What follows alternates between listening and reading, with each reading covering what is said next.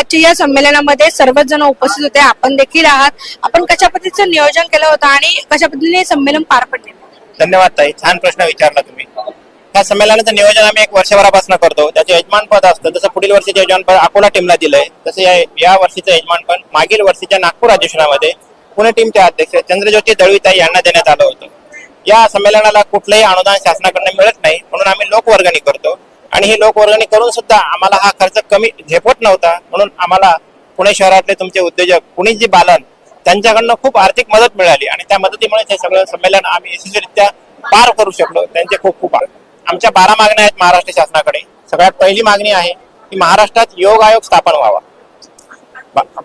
भारत देशातील 5 राज्यांमध्ये योग आयोग ऑलरेडी लागू झालेला आहे 2020 पासून, पण महाराष्ट्रात तो लागू झाला नाही, म्हणून हीच आमची मुख्य मागणी आहे.